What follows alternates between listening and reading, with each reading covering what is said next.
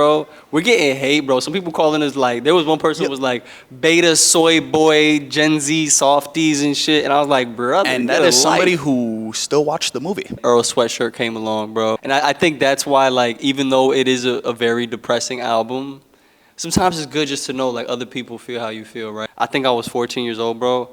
Are you good, bro? No. His son. He does like rap about your son, be real about that stuff. Don't flaunt that don't care about your baby mother and things like that. Like that's crazy. Yeah.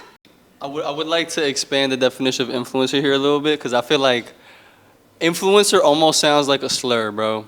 Like when you call somebody an influencer, I feel like you're kind of calling them very artificial and like superficial. I do feel it has a negative connotation. Right? And to a certain extent, I feel like that description isn't wrong, right? But then I think of like Anthony Fantano, right? He does a lot of music reviews, right? I think about like Wasn't there that one guy who was doing like food reviews and like ended up getting like a restaurant shut down or something? yeah, Keith, right? also build up a lot of people too. There's a lot of like booktubers out there and shit, people who like review fucking books on YouTube, whatever the hell, right? Like there are different sources, a lot of like basketball analysts, right? Shouts Jason Timps, bro. I think it is because our generation and under, Gen Zs, Gen Alphas, we're not as exposed to like network television as our parents and grandparents were, right? Their only source of information was the television, Fox News, CNN, this, that, and MTV, like, right? Whatever those channels said was right, was right, right? But now because of the internet, everybody has the ability to have influence, and everybody has access to different kinds of influence, right? Where I'm pretty sure, like, I watch YouTubers and shit who y'all have probably never heard of, and vice versa, right? And now whether they dictate taste is a different question, because I think there's a lot more room for, like, you can find what you like rather than what you like being dictated to you. You know what I'm saying? So there's a couple things I want to touch on. TV used to be called programs because it's programming your decisions. You know what I'm saying? Like, basis, we have the choice now to choose our programming, which I think is like a really like, it gives us a lot of options, and I feel like humans are inherently like, decision paralysis. Like, we don't know what to believe, so we actually do nothing. So that's why if somebody experiences something, we're like, oh, I've experienced it too. Or like, I'm not even gonna check out what this influencer checked out because, oh, I heard it's good. Oh, I know it's good. Oh, I know it's bad. You know what I'm saying? And another point I wanted to touch on is we don't have, I think it's called monoculture, which is essentially like, there's something that everybody has watched. Like Seinfeld, when it came out, that was part of the monoculture. You could go, you know what I'm saying? Like, you go into a cafe and be like, yo, you saw that last Seinfeld episode? And everybody in that cafe would be like, yo, I was cracking up, oh, blah, blah, blah. I will say, recently, highest, or like closest I've personally experienced monoculture is with the Superman movie. It's like, everybody's watching it, right? But to that point, Sarai hasn't watched it yet. So like, it's not monoculture yet. You know, like, it isn't something that everybody's done. Also, you should watch the movie. To that point, though, I think the majority of people, not the majority, but like, and I don't know, even something like that is extremely divisive. If you look at our last video about Superman, bro, we're getting hate, bro. Some people calling us like, there was one person who was like, beta soy boy, Gen Z softies and shit. And I was like, brother, and that is somebody who still watched the movie. Somebody who still watched the movie, right? I don't know. So, but like, yo, I don't know. And those type of people are getting informed and they're getting programmed by a whole bunch of toxic. And then like, they're influencing. Yeah. And then they're just creating this, echo chamber of negative, like, reviews and stuff like that. And we're speaking candidly. We're like, yo, man, like, I saw that movie and I felt good and warm and fuzzy in my heart. And they're like, you're soft.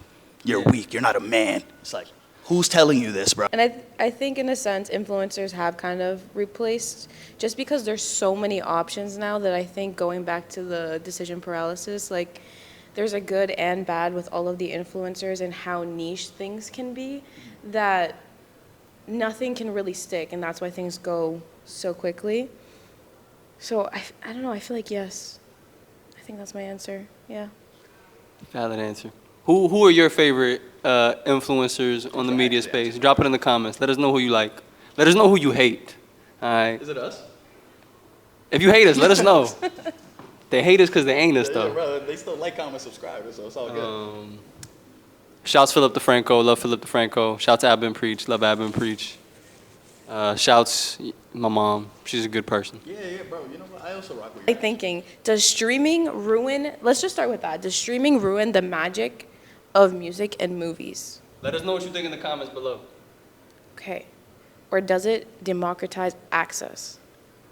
Can I go for it? Yeah, go ahead. I think it's both.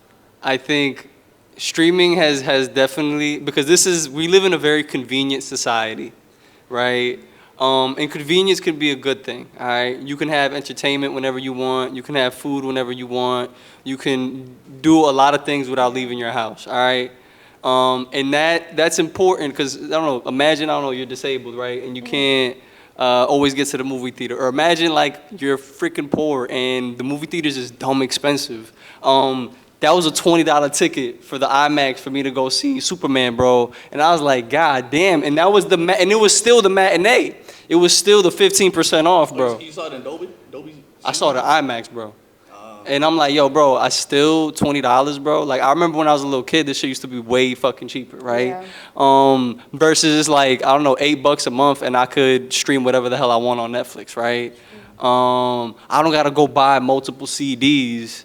I can actually just pay like $12 a month and get Hulu with my Spotify account. Like, what are we talking about, right?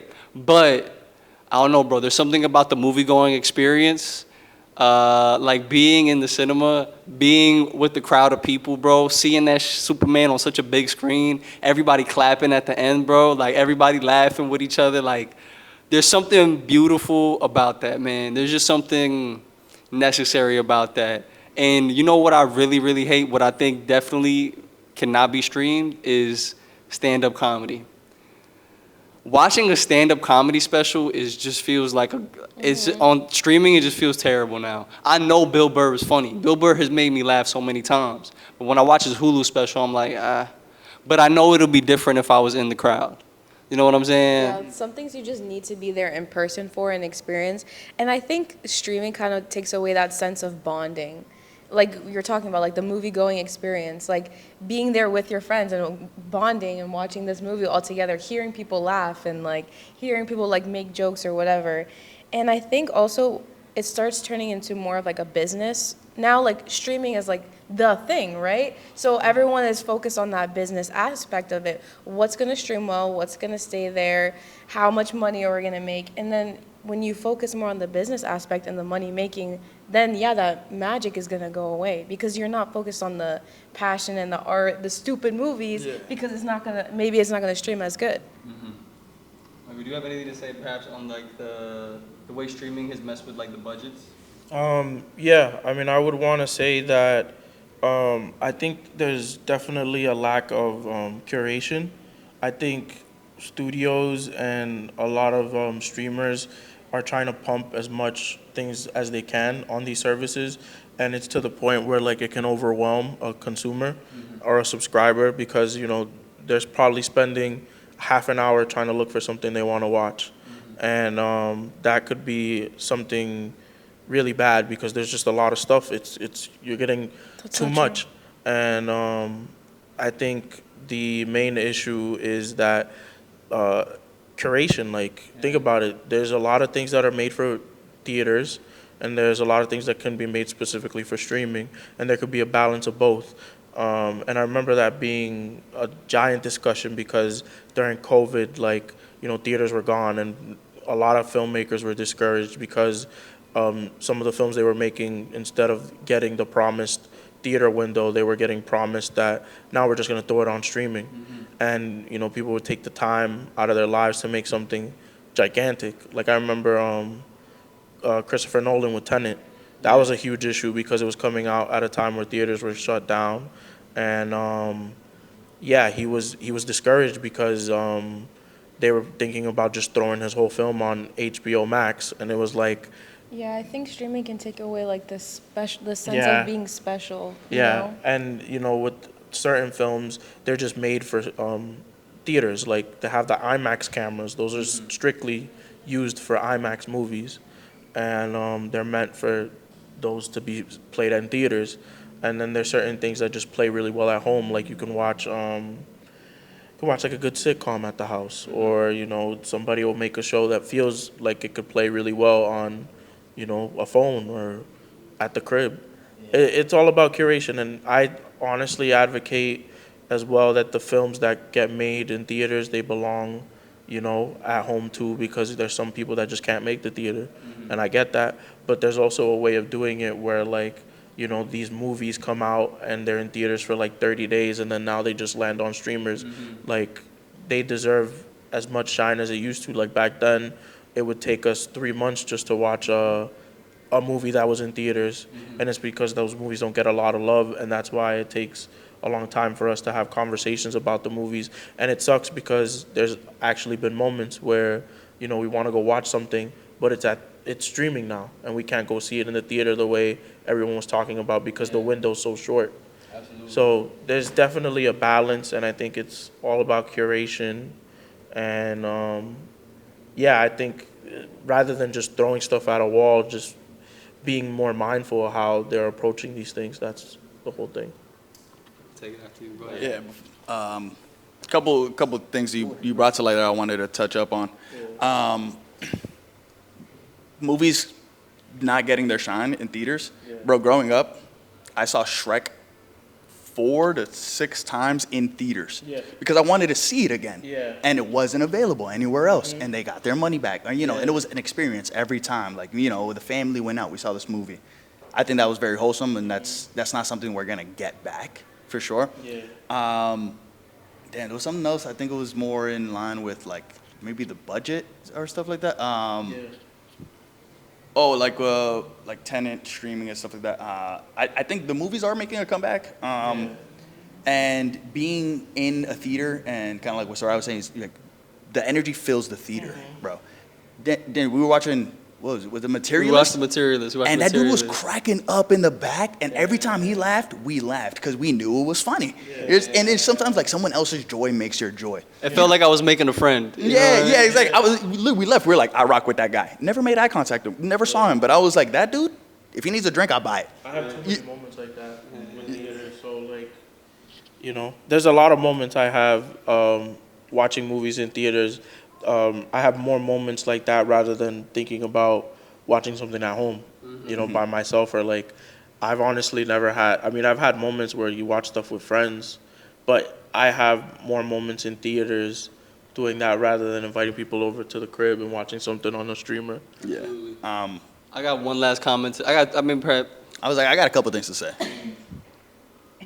I'm gonna go. Go, Yo, go, Michael, go. when we watched the Wes Anderson film over here, that was cool because we made it a screening experience. Granted, it was only the 3 of us, but it still felt like, like the film took over the room. You know what I'm saying? You're not just watching it. Like we're enjoying it. We're kind of involved in it. And then the last thing I wanted to mention is, we're saying streaming or like onto streaming.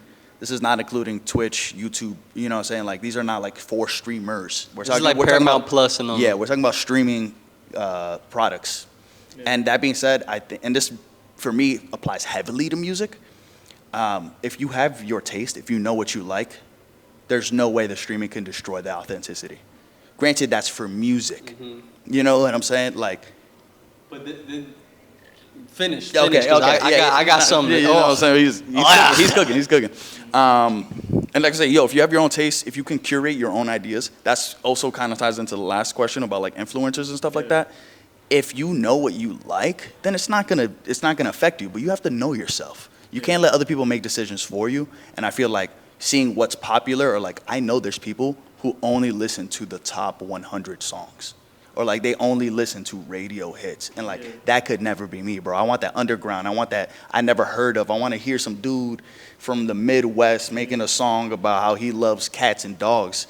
And I'm like, yo, I would have never heard this. Bark, ruff, ruff. Last thing I guess we'll talk about, because this is, I think, the real problem, and it's the executives.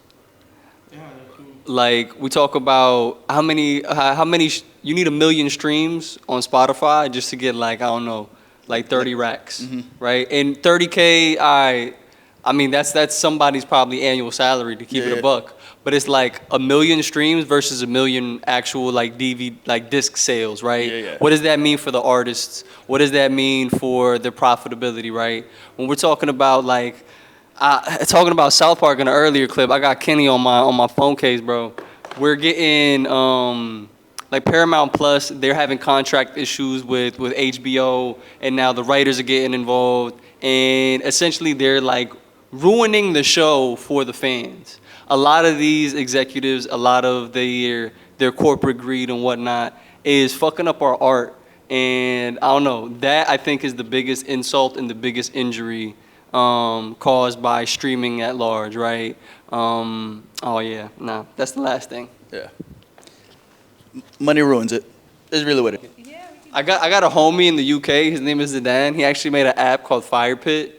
I promise he's not paying me to say this, but the whole point of the app is actually this. It's like full of like questions that we could ask each other and just have like cool conversations. Yo, on. it- Yo, Yeah. He actually did it with me once because we're both kind of like awkward nuts. So we were just like, Daniel, I miss you. Let's talk, but I don't know what to talk about. And then he pulled up the app, and then we just talked. You know what I'm saying? I love that guy. He made the app? Yeah, him and his boys. You know what I'm saying? I don't know the logistics.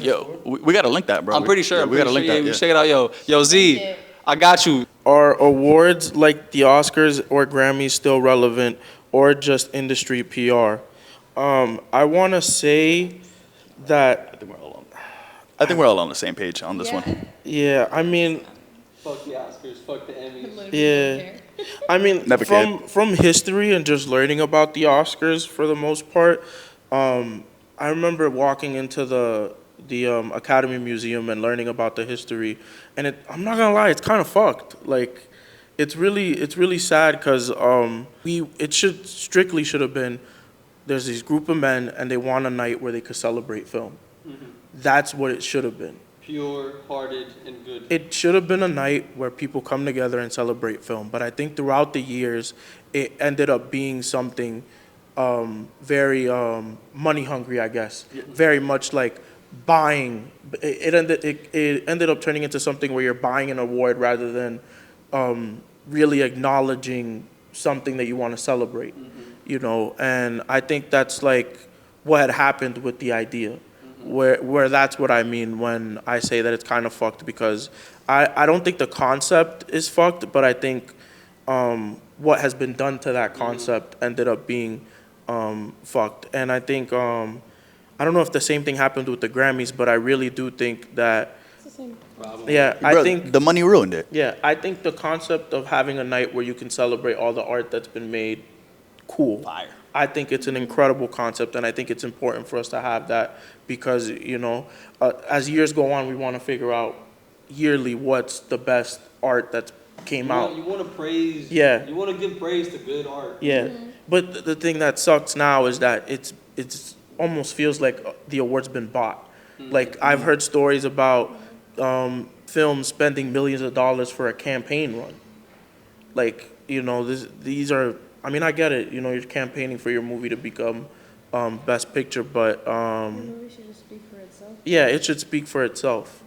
Like, it should be something where people go out and watch the film, and it should be something that, you know, the community talks about, and you shouldn't be like it's very much like a money sport at this point, where advertising's the money that's getting spent more rather than, you know, the art form, really. It's really about who got the deepest wallet. Yes. Yeah. Yes. It's really like a rigged popularity contest because you already know who's going to win. It's whoever has the most money, whoever has the most influence. And at the end of the day, it's more about the name attached to the award, the campaign, whatever, than the actual movie itself. Like, what actors were in it because they have a name, but was the movie good? Probably not, you know? How long did it take Leo to get his award? Bro. Exactly. He got his award for The Revenant, and honestly, like, dog, he has so many He has better. so many better movies. So many better One of his roles. most mid movies. Granted, he's never missed. No, But yeah. one of his most mid movies. The Departed. Bro, the Titanic. Catch Me If You Can. Catch Me Yes, If You Can. you can. So tough. Yeah. With Tom Hanks. Yeah. Tom Hanks. Yeah. Yes. Oh Lord. Okay. And I think there's other ways to, like, you know, the award categories too. Everyone should get celebrated. There's just certain pieces. Like, I think all the award ceremonies, like the way the concept was there, celebrate, you know, the art getting made. But I think as years went on, the concept kind of evolved into like this weird money thing. I would say,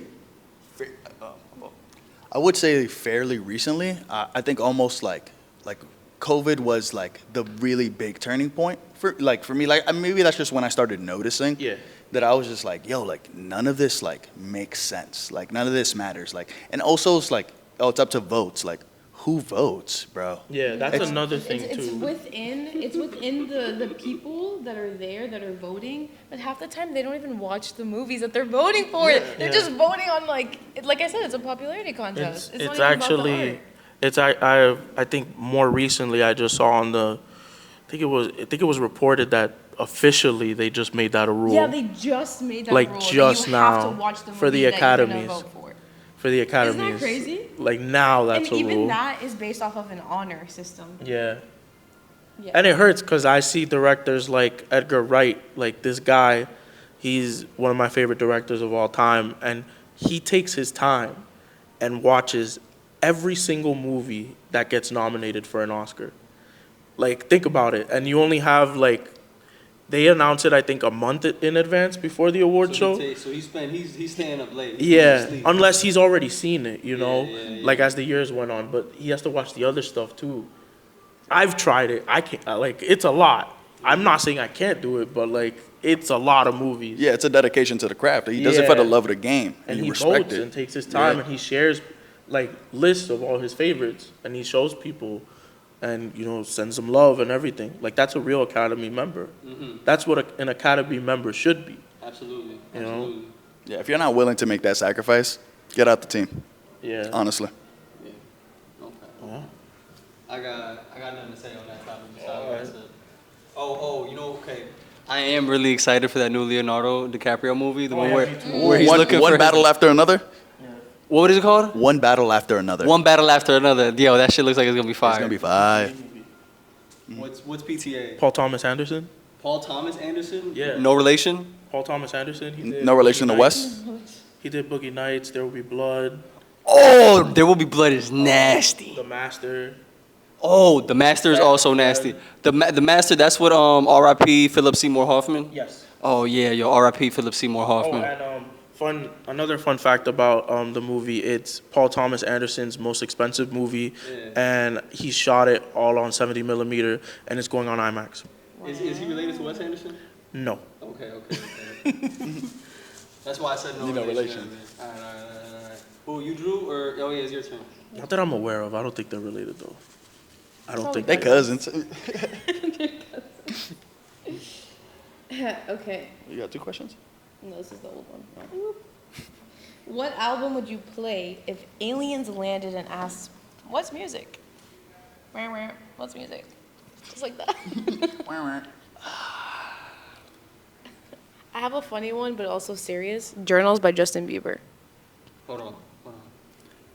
I need to remember the name of Well, it. if they ask what's music, I'm putting on some Michael Jackson, low key. I think my answer is probably just so they can probably feel like they relate. It's like Pink Floyd, The Dark Side of the Moon. They're gonna It's- say pink. You know, so that they can relate. I'm gonna put on some Bjorn, some Bjork. You know what I'm saying, bro? I feel like they be rocking with that. Kevin Gates, Stop. Isla. No, I'm kidding. We're not playing no Kevin Gates for the aliens. However, I think I might play for them Toxicity by System of a Down. I know it's heavy metal and it's really loud and like aggressive, but the thing about System of a Down, they are actually so artful and like orchestrated in their sound. It really does sound like opera or like that's the closest thing like classical music when I listen to it. It's composed. It's so well composed, like the math on it. If they can at least understand math, they're gonna understand why that shit is amazing. If we're gonna do it by math, I'm gonna put on some Pharrell tracks. Oh, Because Pharrell really study the music. Like, I put respect on it. I'm gonna throw I've on. never heard Heap. I'm gonna throw on Daft Punk Discovery. Bro, that's why you that guy for real. Yeah. You be coming up with the right answers. And I'd show them the movie too, cause then I could show them like this what y'all did, Yeah. but like in a good way, you know. Nah, that's tough. You never seen the movie Interstellar? Oh, Interstellar? No, Interstellar 555. No, I haven't seen that. So it's a movie that Daft Punk did. it's in sync with the whole album, like from beginning to end. It's a whole movie. It's animated. It's really cool. I think I've seen music videos. It's so good. Yeah, it's so good, so good. It is. Watch it. Any final answers, Soraya? Is Journals Justin Bieber your final answer? That's your final answer. No, it's not my final answer. There's so many good. You know, can I just say I'm not an albums person. I'm a songs person. Your singles? Oh yeah, I tried. I will listen to a song. I love this song. I will listen to it. I will add it, right? Boom, on to the next. What's the next new discovery? If you're an album person or a song person, let us know in the comments. I tried sending Sarai some albums, and I would. No, but then I made that a Yeah. challenge. Whatever album you send me, I actually listened. I was listening to it. From the Yeah, back. I sent her the Lauryn Hill album. She listened to it front to back. She loved it. I loved it. That is actually one of the greatest hip hop I- albums. Honestly, I will- that might be one of. Yeah, maybe that. We Front might to play back. that for the aliens. Yeah, I think Lauryn Hill. She's being played for the aliens. And shout out Lauryn Hill because that's real soul. Yes. I would actually also play them the whole Drake and Kendrick beef records, just for shits and giggles. Because that was such a moment in human history. Yeah, that's gonna go down in history. Isn't that crazy? That is, say that again. I think "Hit 'Em Up" by Tupac is the greatest diss track of all time. Top tier. I don't think, like, I know that's probably an argument. I've had too many arguments about this. And I recently went into like a whole Tupac tangent with my friends, and we saw the movies and everything. And "Hit 'Em Up" by Tupac is the greatest diss track of all time. I wanna say something. I wanna say something, and it's probably gonna put the room against me. Outside of that song, I do not care for Tupac nor Biggie. Like it just like it never mattered to me. He can stay over there. This is why we're sitting across from each other. All right. He gotta stay on over the there. color wheel, you guys are. On the color wheel, we close, brother. On the color wheel, we cousins. That's why Santos and Dirt. Ever encountered? Yeah, because, and I will say, like, most things that make me cry, more often than not, I sought it out, right? It's just like, damn, I'm feeling sad, let me go watch this. So unexpectedly moving, I'm gonna say is probably those, like, Instagram poems, like those reels, because I'm scrolling, I'm cool, I'm laughing, and then I read something, I'm like, nigga, I love my family, bro. I gotta be better. Like, I just, you know, like, it clocks me all at once, you know, and I'm like, this is unexpected. I'm gonna list three things. I'm gonna start from the order in which. Okay, one of the first books that ever made me cry was The Knife of Never Letting Go by Patrick Ness. They did turn it into a movie with what's his name, Spider-Man. Tobey Maguire? No, El Jovencito. Tom Holland? With Tom Holland, right? They did turn that into a movie. I haven't saw the movie. I heard bad things, but I'll go watch it myself and determine that. But reading that book really made me cry. You don't do that to dogs, okay? Leave the dog alone, all right? The first song that ever made me cry was The Book of Soul by Ab-Soul, where he details his long-term girlfriend's suicide, right? And his emotions and all the things he's going through about that, right? I think I was 14 years old, bro. Are you good, bro? No. This is why I'm in therapy. All right. The third thing, and this one's really disappointing, because The Fall from Grace is just so heavy. What was it? It's either Hey Mama or Family Business by Kanye. Or the both. I think I cried for both of those songs, right? Hey Mama, I know I act a fool, but promise you I'm going back to school. That's not what I was expecting. Both of those songs make me cry to this day, and it sucks that Kanye made them, mainly because of just what's happened and what he's become today in 2025. They don't understand the things I say on Twitter. Yeah, leave that shit on Twitter, bro. This is for YouTube. But nah, bro, like Kanye really has some of the most like heart-wrenching and like moving tracks. And like Yeah, when that boy was medicated, man, he spoke to the soul. Nah, bro, like, yo, honestly, bro, like, Family Business, bro, like, yo, oh my God, I might actually start crying right now, dog. Let me stop. All right. Hey Mama and Family Business, bro. Take this shit away from me. I think first thought I had was probably watching Interstellar in IMAX. I remember watching that in IMAX. Probably, I think it's been a year now. I went there. It was sold out, and I don't think like it's weird because you don't understand that movie until you see it at the way it's supposed to be seen, I guess. And I remember I was tearing up a bit, and then you could just hear people just sniffling in the crowd, and it was deep. And then that score and everything. People cry in the theater. Yeah, For me, and then Avengers, bro. When I saw Avengers, cried. yeah, it was. I love- think I I love- did. I I love cry. Henry I think I Cavill. did. Yeah, a little bit. It caught me off guard. Probably a little bit. You know what movie made me cry? Oh, that I just my remember fault. right now, if I may. Yeah. Bro, I don't know. The Fault in Our Stars, bro. I cried like a bitch.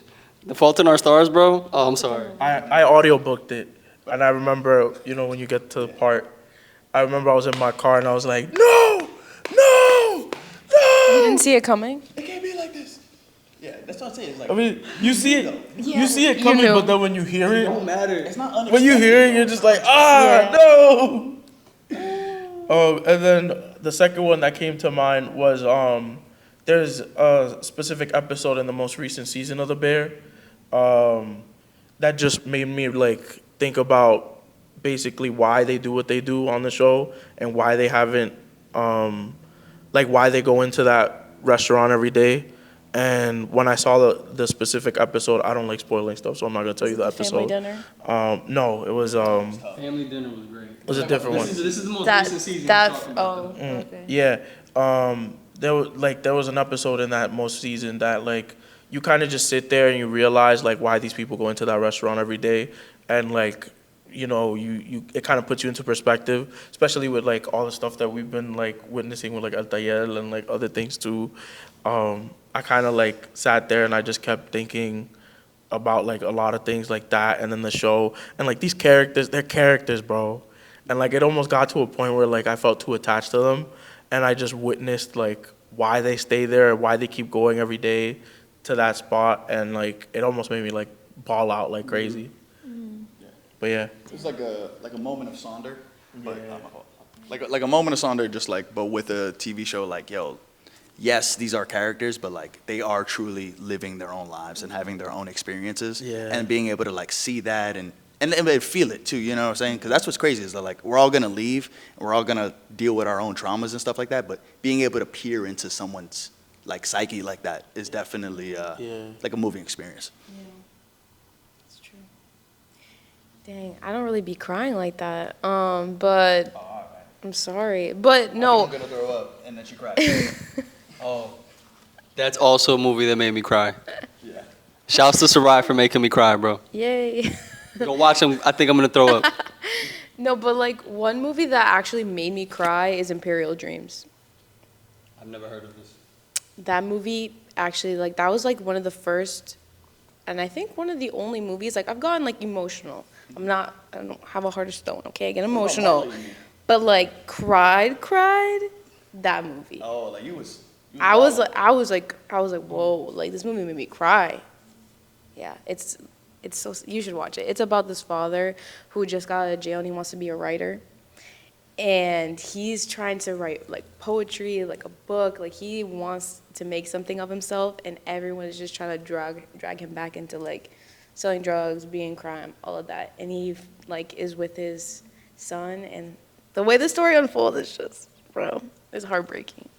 It's very heartbreaking. Imperial Dreams. Imperial Dreams, If you've go seen watch it. If you've seen Imperial Dreams, leave a comment, yo. Mm-hmm. Okay. Your turn, buddy. Is it your turn? No, this is old. I don't know why I hand that to you. No, it's your turn. Yeah, you had the emotional one. Yeah. When I spilled my heart out. That's when y'all found out I'm a little bitch. Oh, yeah. Was your soybean cafe? Yeah, I'm a soy boy beta. Oh no, I spilled my matcha latte. I was gonna say this is similar, but not really. But what's a piece of art that got you through? A hard time? Ooh. Go crazy.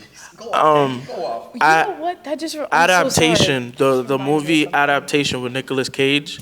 Is that when he's like He's a screenwriter, and he's struggling, and there's a moment where he falls in love with like Meryl Streep, and everything. Oh my God, that movie, I'll never forget it. I think I was really early into making films, and there was definitely a moment where like I thought about quitting, and I remember watching that movie, and I almost like bawled out, like thought about everything, like why am I doing this, and like I saw his struggle. I have to see this movie again because it's been years, but that movie sent me into a giant spiral with I'm trying to remember the Charlie Kaufman's writing. Definitely look into that. So Charlie Kaufman, he did adaptation. He wrote that movie, but he also did Eternal Spotlight of the Sun. That's such a good he movie. wrote that- That's he wrote such a that- good when movie. Everybody in the room is like, Yeah, he a wrote good that movie. movie, and he wrote adaptation, and he wrote. I have really bad struggle saying this. Syndikiski in New York. Schenectady? Schenectady in New York. Yeah, Schenectady, New York. Schenectady, yeah. He did that film, wrote it. That film's probably one of the most depressing movies I've ever seen. Yeah, like easily off the top of my head, that movie comes to mind. Bro, you know what? I actually remember another movie that made me cry. After Sun. Ooh, yeah, I did. Yeah. Yeah. Bro, that movie. we gotta watch it. Yeah, We gotta watch that. That movie's don't know. kind of depressing. It's about this girl who loses her father, and she's not close with her mom in the movie either, right? No. Bro, that movie, it touched a certain part of my heart where I was like, damn. But anyways, a piece of art that got me through a hard time. I need to think about that more. If you have one, go ahead. I don't. I got one. Wow, I'm like a really depressing person. Holy shit. Earl Sweatshirt. I don't like shit. I don't go outside. I was like, I thought Daniel wrote it. I'm gonna be honest. people say I used to sound like him when I used to rap, right? Used to rap, used to being the key word there. But what you call it, bro? I just remember being such like a lonely, angry teenager and feeling like no one understood me. And then Earl Sweatshirt came along, bro, and I felt seen and heard, and I was like, damn, yo, I'm not alone. And I think like that was the big thing, is just like kind of understanding that you're not the only one dealing with the problem. You're not the only one suffering. And I think that's why, like, even though it is a very depressing album, sometimes it's good just to know like other people feel how you feel, right? But right after that, I think the sequel to that, I know you hate sequels, is Solace, right? It's a very short 10-minute EP. It's just a lot of like Pink sounds and stuff, but that really like, you know, if whatchamacallit, if I don't like shit, I don't go outside, is you digging further and further into the cave. Solace is you finally digging your way out. I got my grandmama's hands. I start to cry when I see them because they remind me of seeing her. Just like those words, and then it ends on this, it just ends on a beat. It's just like an instrumental. But like, it feels like being carried by an angel when that instrumental comes on, man. Shouts Early Sweats, bro. You the best. damn, bro. I was like, I love music. I don't think I've ever spoken that passionately about music like that, bro. That was a beautiful moment. I was gonna say, there's definitely a stronger answer. It's probably like a Spanish song that my grandfather put me on to, but a lot of Kid Cudi when I was growing up.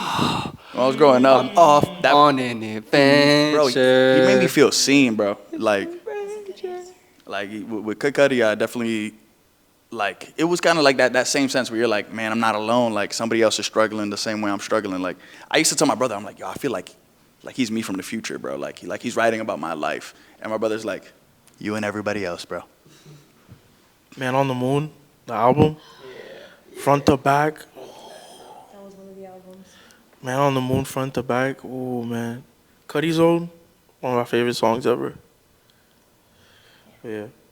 I will say I go through a lot of music momentarily, like kind of like what you were saying. Like, oh, I'll add a single, I'll bump it, I'll like it, and I'll move on.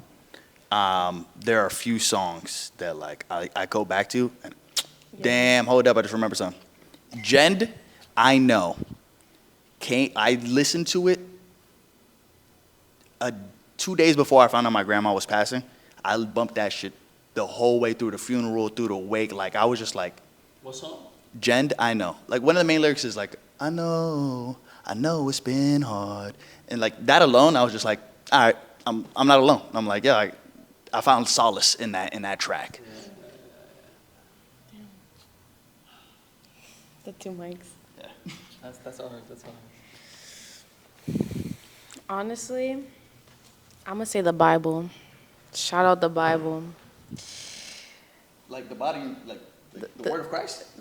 Like the word of Christ. That's all that's in the Bible. But yeah. Yeah, honestly, that's a piece of art that's got me through a lot of hard times. If you haven't read the Bible, you should go read it. What's your Good book. I'm not gonna It's the stories are crazy. What's your My boy favorite? Job? What's your favorite book in the Bible?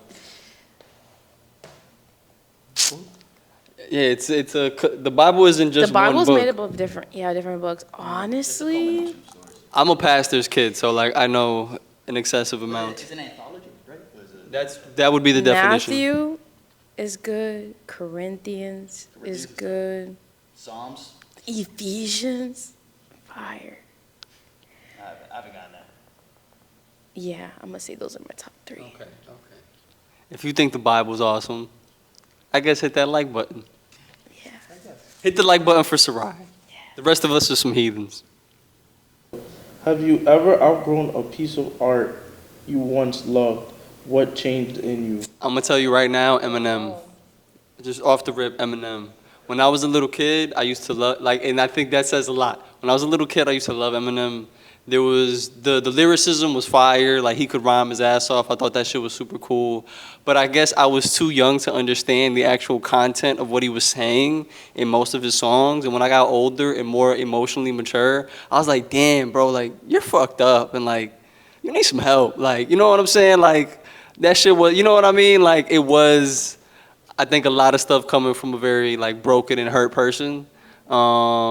Granted, cleaning out my closet is still a banger though. That's a banger. Yeah, bro. Oh, Toy Soldier. Nah, there's still a couple tracks like When I'm Gone, Mockingbird, right? But then I think about some songs I used to fuck with a lot, like Criminal, or Kill You, and I'm like, damn, that whole song is just like murdered, like. Or Kim by Eminem? Or Kim. Oh my God, that was traumatizing. I'm here thinking like, you sure these don't know the name of my band? And like, you guys are like, yo, this guy was like, I want to kill him. Yeah. No, that was bad. He has some crazy lyrics. You know what's crazy? It kind of sucks, but I feel like I've spoken to this with like my friends. I feel like I don't listen to enough hip hop anymore, and it sucks. Like Because hip hop. Yeah, I was gonna say hip I- hop sucks now. I used to love hip hop so much, and now like it's not there no more. Like everyone I used to love is like either not doing rap anymore, or like taking their time with it, or like yeah, and it's just not the same. And then all the new rappers that everyone's looking up to, like it's junk. There's nothing there. There's nothing. Nada. Alternative music though, I'm there now. Oh, we up. I got some playlists for you guys. I might drop them into YouTube. We'll see. That being said, Drake, that was my fucking guy. And then, like, I don't know, like maybe 2 albums ago, I was just like, Iggy? I was like, Be bro, honest, was it the beef?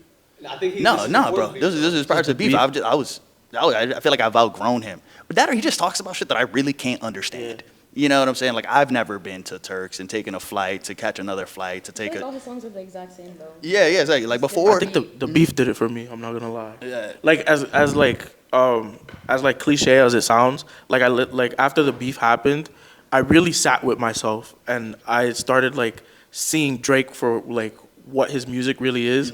And there was a point where like early on in his career, like his music made sense. Yeah. There, early on, like the Thank Me Later stuff, it made sense. Take Care, there's some songs there where it made sense, but then you look at it and you're like, he technically like assisted on that album. It was like The Weeknd's whole baby. Yeah. And you hear stories like that. You realize Yeah, you see the ghost. Yeah, like he's just I wouldn't want to say like I think Culture Vulture is valid, but he's very well like curated. Like he knows what he likes and he's gonna like leech on it and just like grab it and try to make it his own thing. And yeah, I think I outgrew his music because a lot of the time, like, he started talking about stuff that you just can't, like, Comprehend, it's bro. not real. And there was also a video that came out when he put out like what 500 gigs of just content, and there was a video that came out and it ruined it for me because he would rap and he was throwing on accents. And the minute he would stop doing the verse, it ruined it for me. It You very heard, you much- heard Aubrey Graham. it You don't brought like me- Aubrey Graham. It brought me to a point. It brought me to a point where like, oh, he's acting. Always. He Like, never he's stopped, acting. bro. It's not After like, Degrassi, he never stopped, bro. Yeah. It's all a character. and it's all a role. It's not. Because for me, when I listen to hip hop, like, of course, there's rappers that like flaunt and it's fake, but I really like realism in rap. I think he tried to believe the Yeah. stuff that he was faking. You Yeah, know what I mean? and it was weird. It was weird. It wasn't like it was just weird to see somebody talk about stuff that you're not involved in. Like even from a human point, like dude, just rap about the things that are bothering you. Like, it would be nice. Like, I get it. There's probably things where his son. He does like rap about your son. Be real about that stuff. Don't flaunt that don't care about your baby mother and things like that. Like, that's crazy. Yeah. Like, what do you like? And it doesn't sound. It's coming off like when someone's bragging. Yeah. Or like bragging just to like show off. That's what his music sounds like. It doesn't sound genuine or real. Can I, just in similar light, I feel somebody who's actually grown on me, like almost like it flipped, is Pusha T. I was just about to It's talk like, about it. I didn't, like, growing up, I was like, there was a couple songs I was like, oh, this is hard, like, whatever, cool. But he would always talk about like drugs dealing, like living a hard life, and I was just like, bro, I don't get it. I grew up with both my parents, loving home, like I didn't have to sell drugs. So did he? I mean, he grew up with two loving parents, and I mean, he still did sell drugs. But but like the premise of the music wasn't relatable to me. Like being a lover boy and stuff like that I could relate to for Drake and stuff like that. So like Pusha T was kind of the opposite of that, and I didn't get it. Now I'm listening to the album. I've obviously been through some things, and I'm like, oh, this guy's like, he's spitting real. Like maybe some things are more lavish, some things are blown up, but it all feels accessible. You know what I'm saying? It's not like this unattainable image that you have to imagine out of your mind. the one thing I will say about Pusha T, because I don't know, when was the last time Pusha T sold a brick? I don't know. But rappers like Pusha T, rappers like Rock Marciano, I don't know if y'all know about Rock Marciano like that. listen to him not much, but I'm aware of him. I love Rock Mars. Rappers like Makami, these are some underground guys, right? Then this is the thing about them, right? And I think this is the difference between them and a Drake. They write about the fantasy. They write about it in such a way that it does feel like fantasy, but they're such good fucking writers that you like immerse yourself in the fantasy. You immerse yourself in the fiction, right? And that's because they're writers, right? Versus Drake is a performer. You get what I'm saying? He's an entertainer, like Pitbull. Like they don't make real music. You know what I'm saying? Like they make entertainment. Nah, bro, because when I do listen to FICO, bro, oh my God, off that new record, bro, I don't know, bro, I do feel like I'm a drug dealing fucking lord, bro, but, I know I'm not, and I don't know if they are or if they're not either, but they just do it so well and in such a way that it's just nasty, bro, like, it's nice. Nah, I think that speaks to like the note of what I'm saying is just like he speaks in a way that's like it's understandable, it's ascertainable. Like this isn't like some far off idea, you know? I also feel like it's genre based, right? I feel like that, like drug rap is like its own category, its own genre of like storytelling and like fiction, right? I don't presume that these guys 40 years, in their 40s now, 20 years of making millions of dollars are still trapping, right? Why would they do that? Why would you jeopardize that, right? However, they again, bro, like they do the genre well. I think Pusha T talked about he sees himself as like Martin Scorsese, right? Martin Scorsese, he ain't a gangster, but he makes fantastic gangster films. You know what I'm saying? And that's what it feels like when I listen to Pusha T. I feel like I'm listening to a drug dealer gangster film. You know what I'm saying? And I don't want to see him make romance music. I don't want to see him make no lover boy music. I don't want him to do that. The second he does that, he ruins the fantasy. He ruins the image. And I feel like with Drake, I don't know. He tried to spread himself so thin. You know what I'm saying? I like Drake when he make me dance. I don't like Drake when he acting tough. You know what I'm saying? But like you say, like he's a performer. All right, you know what I mean? Sarai, we got it deep into this rap shit, but No, I literally have no comments. I'm just station in media, or are people just uncomfortable with change? I don't think so. Let me see this real quick. Wait, but how can there be too much? Yeah. So come on. So I will say this. I will say this. When it comes to art, again, it's a conversation about curation, and I also think it's very frustrating to see that there's been moments where I felt that it's almost felt like I've seen different art pieces rather than it feel like a project that flows naturally. It's always felt like Like clips put together. I don't want to say, I don't know if, Forcefulness. yeah. Like they know what's in or what Yeah. wants to be heard, so that's It- that's what is being made. yeah, it should feel very natural and realistic, and it shouldn't feel forced. Like, It feels appropriated. Like yeah, Like I feel like the writers. I definitely advocate for more, like, if you're gonna tell a story, like, for example, if you're gonna tell a story, in like, let's say you're gonna tell a Dominican story, hire Dominican writers. And also don't have it feel very forced, you know, like let them trust them in their process, let people tell stories the way they are, and I think it'll come out in a more natural way and people will go. People will come to these projects and go and watch them, take the time to watch them, because a lot of things as of late have felt very forced, you know, at times. Yeah. Do you want to speak first? Yeah, just going based off, well, can I see this real quick? Yeah, going back to the whole force thing, I think that's so true because it's almost like they're making things because they know what the people want to see rather than making things for the people, you know? It's going back to the whole streaming thing, right? What's going to get the most streams? What do people want to watch? Whatever. Rather than, instead of making a story, you know, for people of color written by white people, like you said, like use the people that need to see it written by the people who experienced It it. feels like a marketing stunt. Yeah. like there's like a lack of truth. Yeah. I will say this, right? Representation absolutely matters. There is literal, like, psychological data to back this up.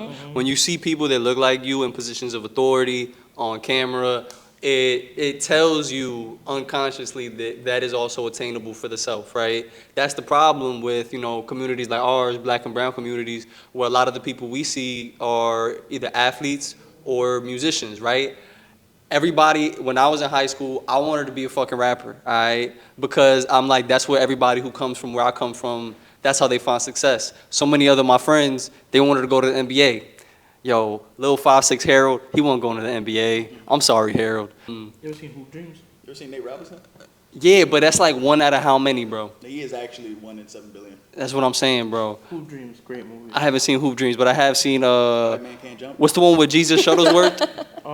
He Got Game. He Got Game is nasty. I love that movie, right? Watched that shit on the airplane once. Shouldn't have done that. There was a creepy old dude who pulled up on me. He was like, titties. And I was like, oh my God, I didn't know there were titties in this movie. And he was just like, hey. And I was just like, yo, can you get away from me, bro?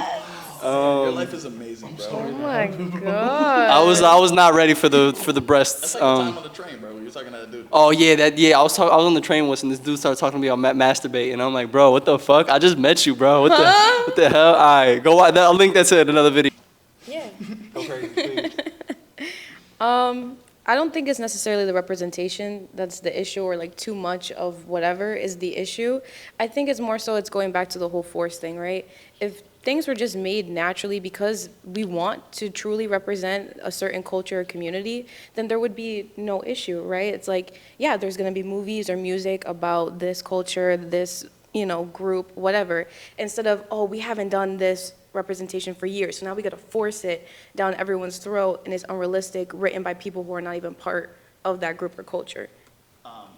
And this is a little more lighthearted. We were watching that Shane Gillis stand-up special, and he was talking about how the Alabama team, it took them till 1971 to put black people in the team, and they didn't do it for inclusion. They didn't do it for authenticity. They did it because they wanted ass to beat. win. Yeah, you know what I'm saying? It's just like, to the same vein, like you're only doing this because you want to win. You're only doing this because you want money. Like there's no soul in that. But if it's the representation is there from the beginning, then there's not really too much, because then everyone would have their light. You know what I mean?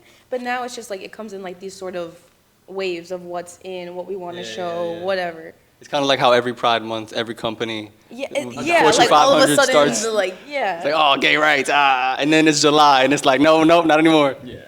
Yeah, exactly. Like when they pave the sidewalks again, like they have the rainbow sidewalks, and then they'll be like, all right, yo, back to black. It's just like, bro, just leave it. Just leave it there. It's no big deal. Okay. All right. I'm gonna let y'all say some final words, and then me and Nick are gonna sign off. Hi, my name is Michael T. I'm a director, and my final words are, go watch a movie today. Just go watch a movie. Whether you're at home or actually, if you can, just get in your car and go to the theater. Watch whatever's playing next. Theater. Just go to the theater. Just watch something. Just watch a movie. And enjoy it. Pay attention. Yeah. See, but when you're streaming, you're gonna whip out your phone. In the theaters, you don't do that. Or just throw your phone in like a Toilet. bin or something. Oh yeah, that works. That works too. Ooh, last words. Hi, my name is Sarai, and this is. No, I'm just kidding. Go live life. Go outside. Put your phone down.